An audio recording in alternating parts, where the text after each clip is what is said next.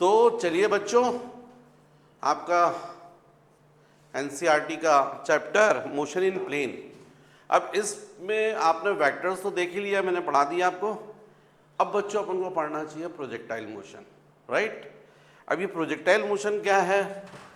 तो projectile motion के बच्चों एकदम सिंपल सी डेफिनेशन है। पहले तो मैं चाह रहा हूं कि वो डेफिनेशन जो है वही आपको पता रहे, राइट। तो इसकी डेफिनेशन जो होती है बच्चों वो ये है, when the direction of velocity of a body, है ना। पहले डेफिनेशन समझ लो, फिर मैं आपको पहले सुन लो, फिर मैं समझाता हूं। When the direction of velocity is different from its acceleration, then body moves on the parabolic path. This motion of a body is called projectile motion.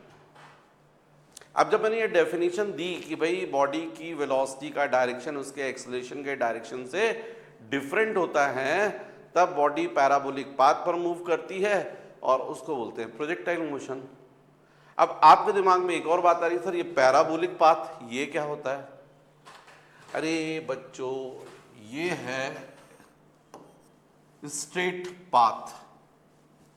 जब कोई बॉडी ऐसे पाथ पर मूव करती है तो उसको बोलते हैं motion along a straight line. और स्ट्रेट लाइन में बॉडी कब मूव करती है? जब ऐसा इक्वेशन हो, y is equal to mx plus C. या m को बोलते हैं ग्रेडियंट और c को बोलते हैं intercept cut from the y axis. ये जो मैथ्स के बच्चे हैं उनको समझ में आएगी ये चीज। तो अभी चलो वो भी बात छोड़ दो, क्यों अपन टफ करें। तो अभी मुझे समझाना है आपको, तो इतनी सी बात है कि यदि कोई बॉडी ऐसे पाथ पर मूव करेगी तो आप बोलेंगे स्ट्रेट पाथ पर मूव कर रही है। कोई बॉडी ऐसे पाथ पर मूव करी तो आप बोलोगे सर्कुलर मोशन हो रहा है। कोई बॉडी ऐसे पाथ पर मूव करेगी तो आप बोलोगे ये इलिप्स है, तो बोलोगे इलिप्टिकल पाथ पर मूव कर रही है। लेकिन कोई बॉडी यदि ऐसी मूव कर रही है तो इसको बोलते हैं बच्चों पैराबोलिक पाथ। और जब ऐसे पाथ पर बॉडी मूव करती है तब अपन उसको बोलते हैं प्रोजेक्टाइल मोशन, राइट। अब ये इस पाथ पर बॉडी कब मूव करेगी? तो इस पाथ पर बॉडी हमेशा तब मूव करती है जब बॉडी के वेलोसिटी का डायरेक्शन उसके एक्सेलरेशन के डायरेक्शन से डिफरेंट होता है। मैं समझाता हूं आपको, समझ में आएगा। पर भी डेफिनेशन मैंने क्या बोला, when the direction of velocity of a body is different from its acceleration, then body moves on the parabolic path and the motion of a body is called projectile motion. अब देखो, अच्छा आपके दिमाग में ये बात आ रही तो और क्लियर करता हूं मैं, आपको और अच्छे से क्लियर हो जाएगा। तो मान लीजिए बच्चों,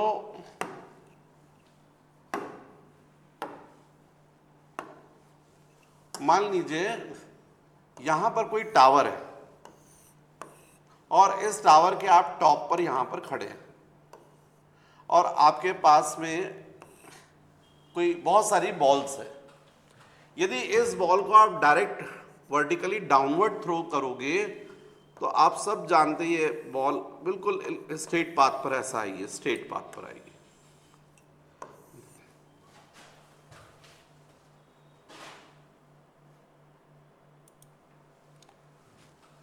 तो जब बॉडी को आप डायरेक्ट डाउनवर्ड थ्रो करोगे बच्चों, तो आपको प्रैक्टिकली मालूम है बॉल बिल्कुल स्ट्रेट पाथ को फॉलो करेगी। आप इस वक्त जानते हैं इस बॉल के ऊपर एक और चीज वर्क कर रही है, वो है एक्सेलरेशन। कौन सा acceleration? Acceleration due to gravity. तो देखो, अभी वेलोसिटी का डायरेक्शन और एक्सेलरेशन का डायरेक्शन सेम था, तो बॉडी को स्ट्रेट पाथ पर आई है। मतलब वेलोसिटी और एक्सेलरेशन के बीच में कोई एंगल नहीं है। मतलब अपन बोल सकते हैं फर्स्ट केस, मान लीजिए अपन ने बोला let theta is equal to angle between velocity and acceleration. Suppose अपन ने यह बात की है कि थीटा अपन बोल रहे हैं angle between velocity and acceleration. अब इस केस में, फर्स्ट वाले केस में आप लोग देखिएगा थीटा कितना है? 0। वेलोसिटी और एक्सेलरेशन दोनों सेम डायरेक्शन में। और मोशन कैसा हो रहा है? तो आप बोलोगे सर वन डायमेंशन मोशन हो रहा है, 1D। लेकिन बच्चों यदि इसी बॉल को आपने ऐसा थ्रो किया होता है इस डायरेक्शन में, तो आपको मालूम ऐसी आती, ऐसा थ्रो किया होता तो ऐसी आती, ऐसा थ्रो किया होता तो ऐसी आती, होता कि नहीं होता। और यदि अपवर्ड थ्रो किया होता तो बॉल ऊपर जाती और फिर नीचे आती। तो जब आपने अपवर्ड थ्रो किया तो वेलोसिटी तो ऊपर है और जी किस तरफ है, डाउनवर्ड। मतलब वेलोसिटी और एक्सेलरेशन के बीच का एंगल कितना है, 180। तो जब ये थीटा की जो वैल्यू हो रही है, थीटा होता है एंगल, इस थीटा की वैल्यू कैसी, greater than 0 but less than 180। Sorry, जब थीटा की वैल्यू कितनी हो रही है, 180, वेलोसिटी ऊपर और जी किस तरफ, डाउनवर्ड, तब भी आप मोशन कैसा देख रहे हैं, 1 डायमेंशन। मतलब फर्स्ट केस में जब बॉडी को आपने डाउनवर्ड थ्रो किया था तब भी स्ट्रेट पाथ पर आ रही थी, अपवर्ड थ्रो किया तो भी ऊपर जाके नीचे आ रही है। बाकी सब केस में आप बॉडी ऐसी आ रही है। और ये जो पाथ है ये पैराबोलिक, मैंने बताया ना पैराबोला जो होता है वो ऐसा होता है, पूरा पैराबोला। यदि इसको इतना कर दोगे इतना रहेगा, दिख रहा है आपको, है तो पाथ पैराबोलिक। और ये कब बन रहे हैं, जब थीटा की वैल्यू देखो आप 0 से ज्यादा है लेकिन 180 से कम। तो बच्चों जब थीटा की वैल्यू कैसी होती, greater than 0 but less than 180, तब बॉडी पैराबोलिक पाथ पर मूव करती है और इसी को हम लोग बोलते हैं प्रोजेक्टाइल मोशन। यदि पैराबोलिक पाथ पर मूव करेगी तो मोशन को अपन क्या बोलेंगे, प्रोजेक्टाइल मोशन। एक और बात बच्चों, यहां पर जब अपन ने हॉरिजॉन्टल थ्रो किया था तो बॉडी ऐसी आई थी पैराबोलिक पाथ पर, लेकिन जब आप सर्कुलर मोशन पढ़ेंगे तब देखना आप, मैं समझाऊंगा, बॉडी रिवॉल्व करती है ना, मैंने वेक्टर में भी एक क्वेश्चन में करवाया था आपको, जब बॉडी सर्कुलर पाथ पर रिवॉल्व करती तो समझाया था जो यहां पर है तो उसकी वेलोसिटी का डायरेक्शन हमेशा कैसा होता है, tangential.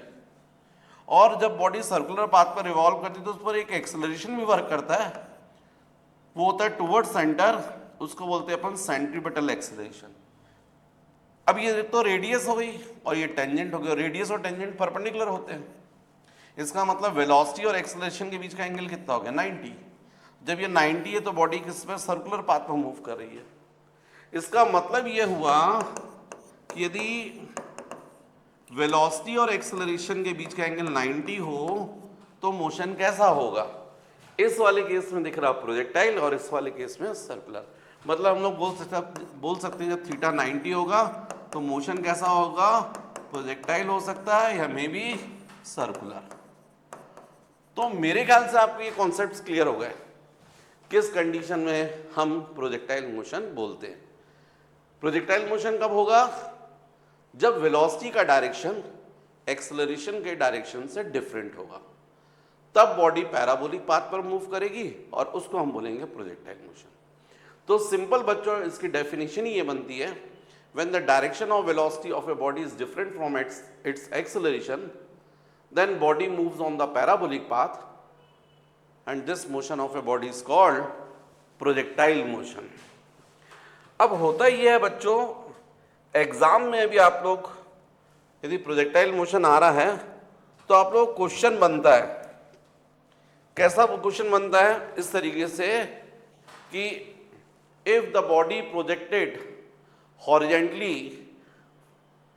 from some height or from the top of a tower, then prove its trajectory parabolic।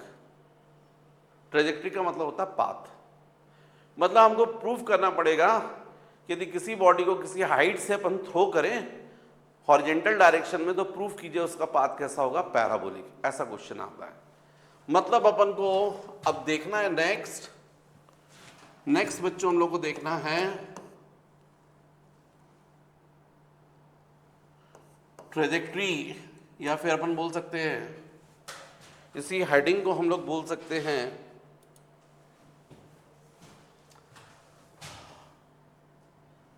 Trajectory. बच्चों मैं बता ही रहा हूं ट्रेजेक्ट्री का मतलब होता है पाथ, क्योंकि एग्जाम में जब क्वेश्चन आता है वो क्वेश्चन भी ऐसे आता है। तो ट्रेजेक्ट्री मतलब path, trajectory of a body, trajectory of a body when projected horizontally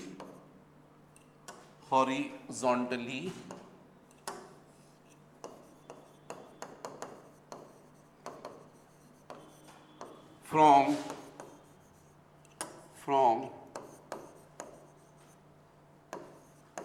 some height. यह हेडिंग मैंने दी है trajectory of a body when projected horizontally from some height.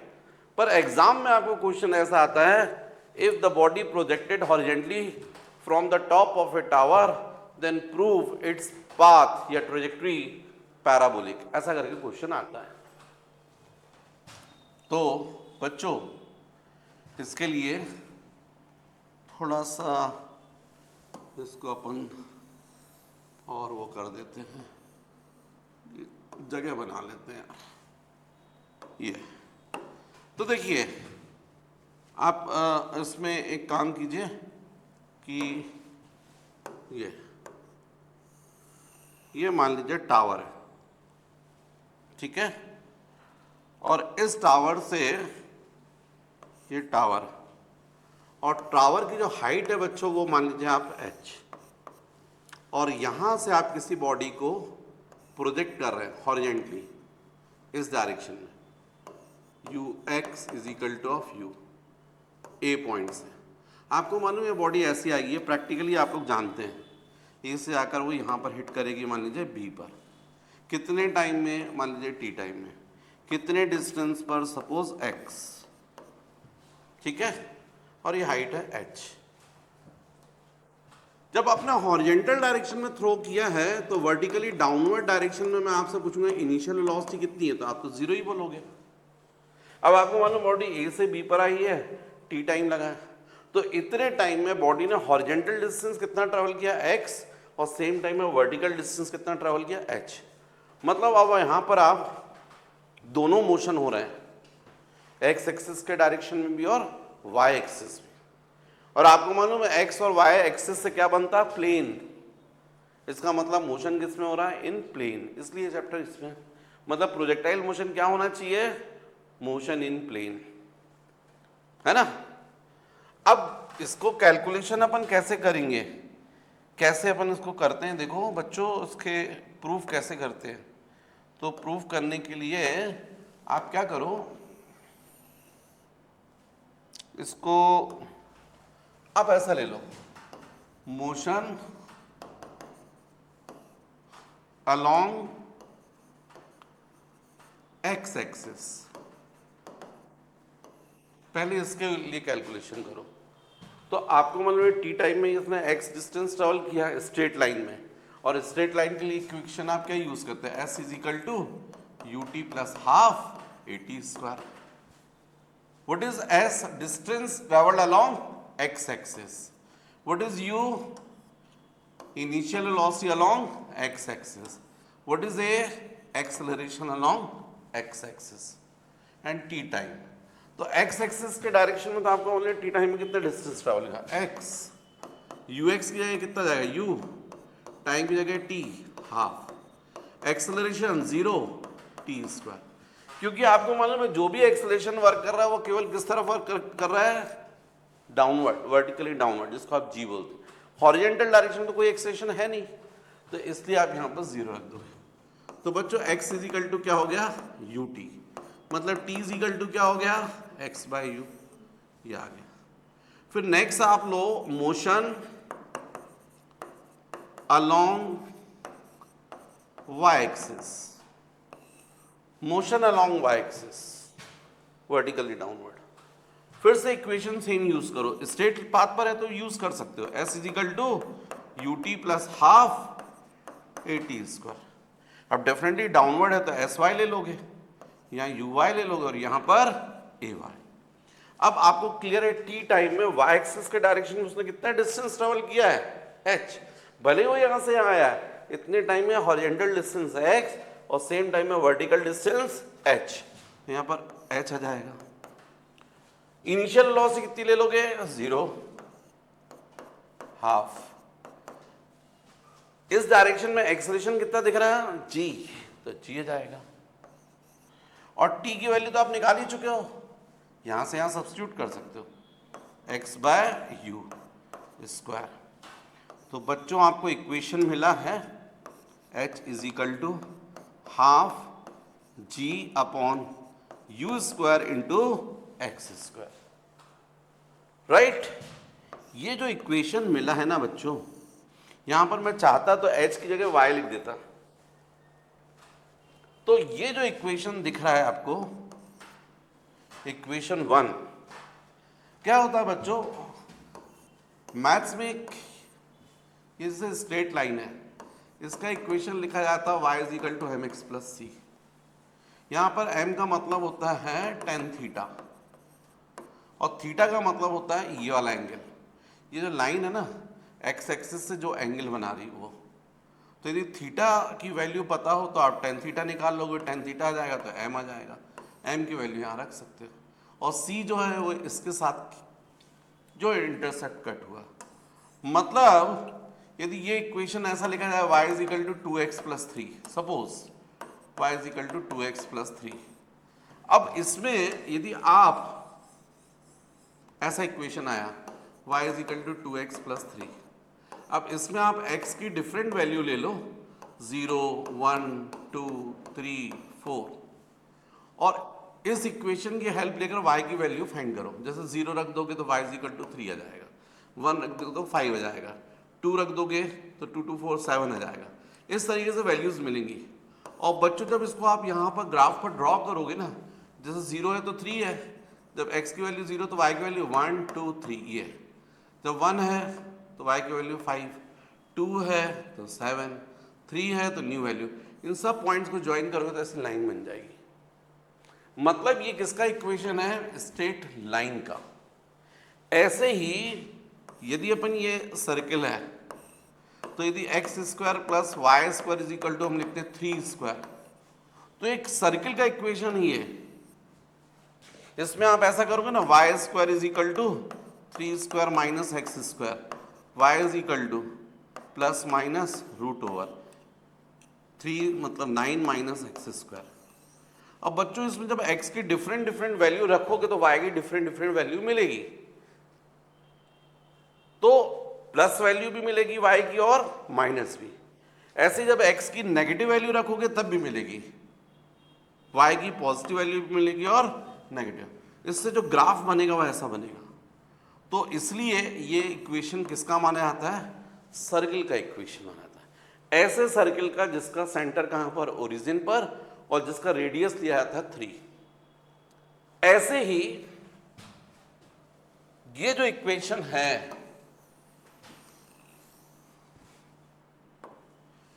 ऐसे ही ये जो इक्वेशन है y = 2x + 3x² या y = 3x² + 2x, ये इक्वेशन बोला जाता है पैराबोला का इक्वेशन।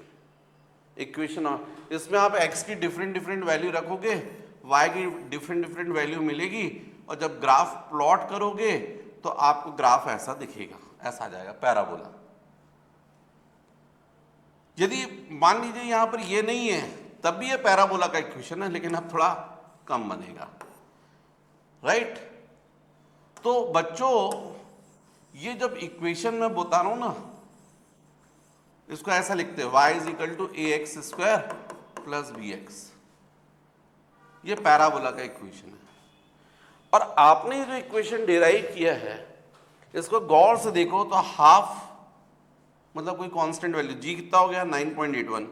जब किसी बॉडी को थ्रो करोगे, आप यहाँ खड़े हो रिवॉल्वर से बुलेट फायर कर रहे हो तो एक फिक्स वेलोसिटी से निकलेगी ना, तो मतलब इसको जब आप वैल्यू रखोगे तो पूरा एक क्या जाएगा, कांस्टेंट। जैसे ये कांस्टेंट है ना वैसा, और इसके आगे bx नहीं है, मतलब ये नहीं है,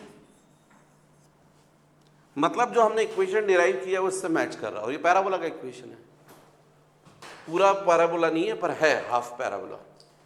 तो हम लोग जब ऐसे एग्जाम में क्वेश्चन आते हैं तो इतना डिराइव करते हैं, और इतना डिराइव करने के बाद में हम लोग स्टेटमेंट लिख देते हैं, since equation 1 is similar to equation of parabola. Equation of parabola. Y is equal to bx square या y is equal to ax square भी लिख सकते हो, कोई बात नहीं.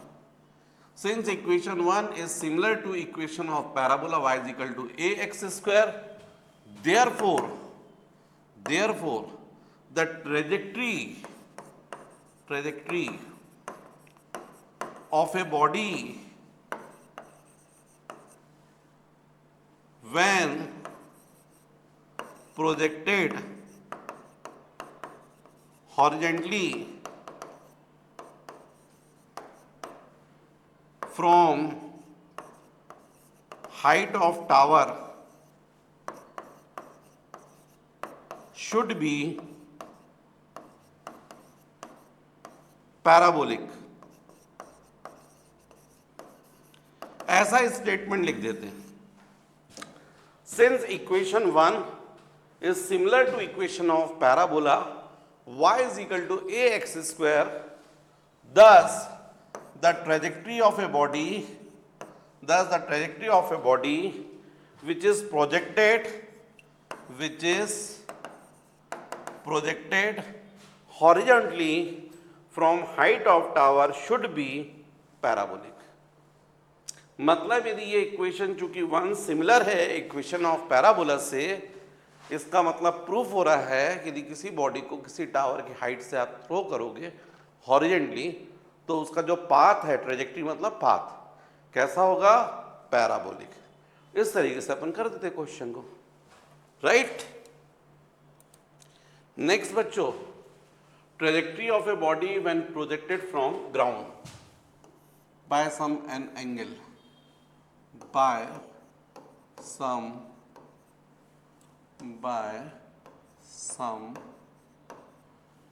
an angle of projection,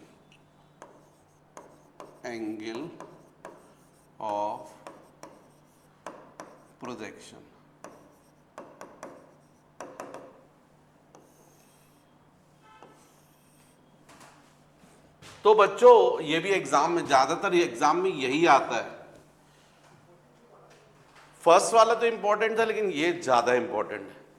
question ऐसा बनता है, if the body projected from the ground by some an angle of projection theta then prove its trajectory parabolic. ऐसा कहता है क्वेश्चन. मतलब यदि मान लीजिए ये ग्राउंड है और ग्राउंड से यदि आप किसी बॉडी को ऐसा प्रोजेक्ट कर रहे हो थीटा एंगल से, तो हमको प्रूफ करना है कि इसका जो पाथ है वो पैराबोलिक होगा. ये तो बच्चों तुम लोग प्रैक्टिकली जानते हो. तुम्हारे हाथ में रिवॉल्वर है, यदि बुलेट फायर करोगे तो ऐसी जाएगी, ऐसा फायर करोगे तो ऐसी जाएगी, ऐसा फायर करोगे तो ऐसी जाएगी. ये तो प्रैक्टिकली आप लोग देखते हो. तो यदि आप ऐसा थ्रो कर रहे हो किसी बॉल को ए पॉइंट से, तो आपको मालूम है उसका पाथ ऐसा होगा. ये प्रैक्टिकली आप लोग जानते हैं.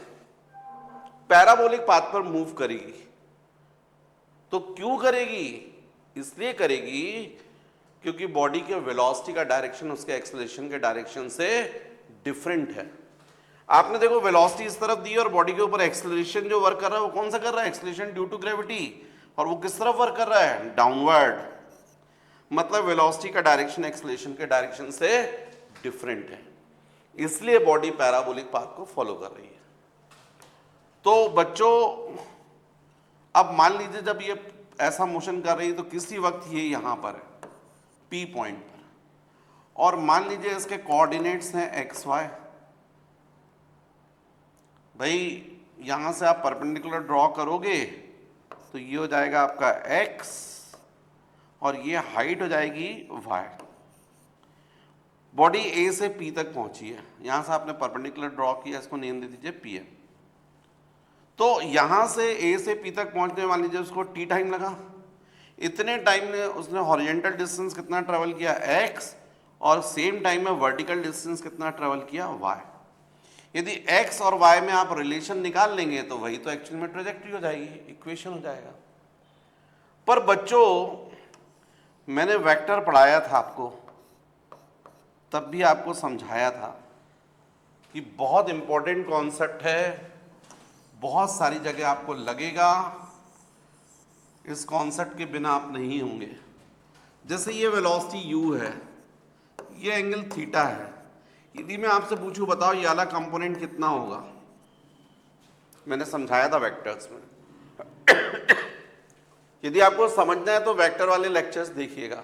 अभी फिलहाल डायरेक्ट रट लीजिए, यदि ये u है, ये एंगल थीटा है, तो ये वाला कंपोनेंट जाएगा u cos थीटा, और सेकंड कंपोनेंट इसका ठीक परपेंडिकुलर होगा, वो हो जाएगा u sin थीटा। मैंने समझाया था कभी भी रिजल्टेंट वेक्टर को आप रिजॉल्व कर सकते हो उसके टू परपेंडिकुलर कंपोनेंट में। एक कंपोनेंट वो होगा जो एंगल बनाएगा, वो होता है रिजल्टेंट इंटू कॉस, और सेकंड कंपोनेंट इसका ठीक परपेंडिकुलर होता है, वो होता है रिजल्टेंट इंटू साइन। ये कैसे होता है सब समझाया था, यदि आप पूरा समझना चाहते हैं तो आप वहां पर देख लीजिएगा। अभी फिलहाल यदि ये u है तो इसका हॉरिजॉन्टल कंपोनेंट ये रहेगा u cos थीटा। यदि ये वेलोसिटी u है तो हॉरिजॉन्टल डायरेक्शन में u cos थीटा, इसको आप क्या लिखोगे ux, और इसी का वर्टिकल कंपोनेंट ये रहेगा जिसको आप बोलोगे uy is equal to u sin theta. मतलब आपको अभी फिलहाल इस u से कोई लेना देना नहीं है, क्योंकि इसको आपने रिजॉल्व कर लिया इसके दो कंपोनेंट में। और अभी मैंने समझाया था आपको हॉरिजॉन्टल मोशन के लिए कौन सी वेलोसिटी रिस्पॉन्सिबल होगी, यही कंपोनेंट u cos थीटा, और वर्टिकल वेलोसिटी के लिए कौन सा कंपोनेंट रिस्पॉन्सिबल होगा u sin थीटा। तो बच्चों यहाँ पर अपन फिर से सेम जैसा मैंने पिछले उसमें किया है डेरिवेशन में, बिल्कुल वैसे ही करेंगे। अपन पहले लेंगे मोशन अलोंग एक्स एक्सिस, और फिर लेंगे अपन मोशन अलोंग वाई एक्सिस। तो पहले अपन लेते हैं मोशन अलोंग एक्स एक्सिस। तो इक्वेशन वैसे लिखेंगे s is equal to u t plus half a t square. अब चूंकि अलोंग एक्स एक्सिस बोल रहे हैं तो ये एस एक्स हो जाएगा, ये यू एक्स और ये ए एक्स। एक्स एस एक्स का मतलब है distance travelled along x axis in time T. You x का मतलब initial velocity along the x axis, और ए एक्स का मतलब है acceleration along the x axis. तो आपको मालूम है जब बॉडी ए से पी पर गई है तो उसने हॉरिजॉन्टल डिस्टेंस ये वाला ट्रेवल किया x, उसकी इनिशियल वेलोसिटी आपको क्या दिख रही है u cos थीटा, और यही मेंटेन भी है क्योंकि एक्सेलरेशन नहीं है, हॉरिजॉन्टल डायरेक्शन में एक्सेलरेशन नहीं है, तो इसलिए वेलोसिटी चेंज भी नहीं होगी। तो अब यहाँ पर वैल्यू रखोगे तो x हो जाएगा, ux की जगह जाएगा u cos थीटा, टाइम की जगह पर t,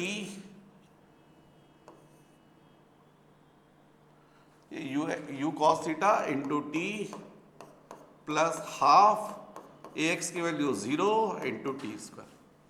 तो कुल मिलाकर बच्चों x is equal to u cos theta into t, तो t इज इक्वल टू क्या मिलेगा x upon u cos theta, क्योंकि ये तो 0 हो जाएगा ना।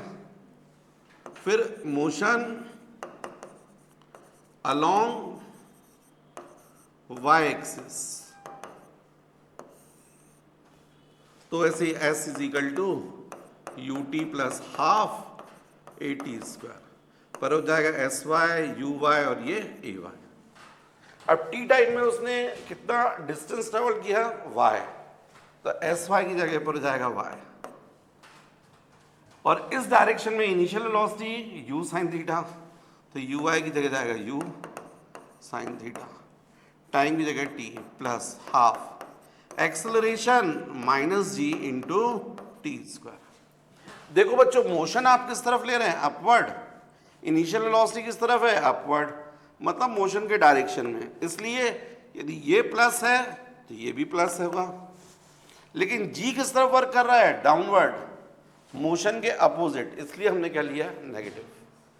अब यहां पर अपन टाइम की वैल्यू रख सकते हैं, तो y is equal to u sine theta into t की वैल्यू रख दीजिए x upon u cos theta, plus into minus minus half g into x upon u cos theta whole square. देखो बच्चों ये यू कैंसिल हो गया, y is equal to sine theta upon cos theta क्या आ गया tan theta into x minus half g into, यहाँ पर आ जाएगा g upon u square cos square theta into of x square. यदि आप ध्यान से देखें तो जो आपने ये इक्वेशन डिराइव किया y और x के बीच में जो रिलेशन निकाला है,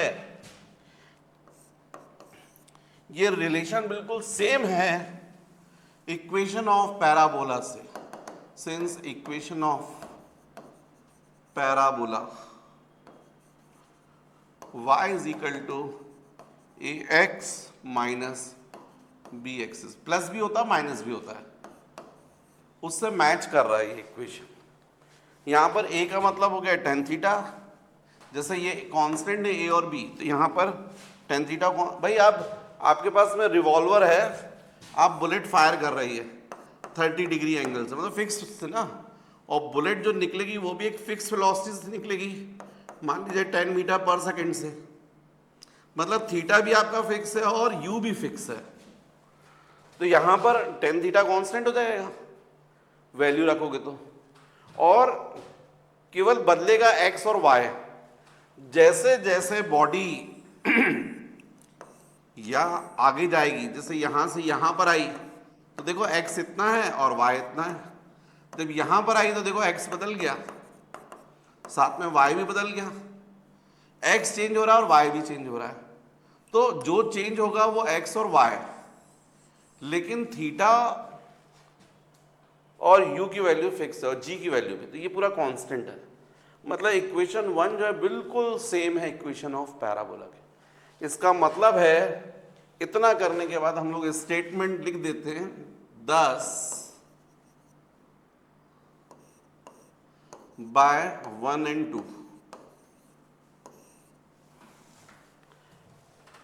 when the body projected from ground by an angle, then the equation 1 is similar to equation of parabola 2, therefore the trajectory of the body should be parabolic। ऐसा हम लोग स्टेटमेंट लिख देते हैं, प्रूफ हो गया। क्योंकि एग्जाम में क्वेश्चन भी ऐसे ही आएगा आपको कि if the body projected from ground by some an angle of projection theta then prove its trajectory parabolic. तो आपको यहाँ तक इक्वेशन डिराइव करना है, उसके बाद पैराबोला का इक्वेशन लिख दीजिए, उसके बाद स्टेटमेंट लिख दीजिए। Thus equation 1 is similar to equation of parabola, therefore if the body is projected from ground by some an angle of projection theta then its trajectory should be parabolic। ऐसा करके आप statement लिख दीजिएगा जैसा मैंने पिछले उसमें करवाया है, तो आपका ये प्रूफ हो जाएगा, फुल मार्क्स आपको मिल जाएंगे, राइट। ठीक है बच्चों, नोट। तो बच्चों इस लेक्चर में बस यहीं तक, इसके आगे अपन पढ़ेंगे नेक्स्ट क्लास में।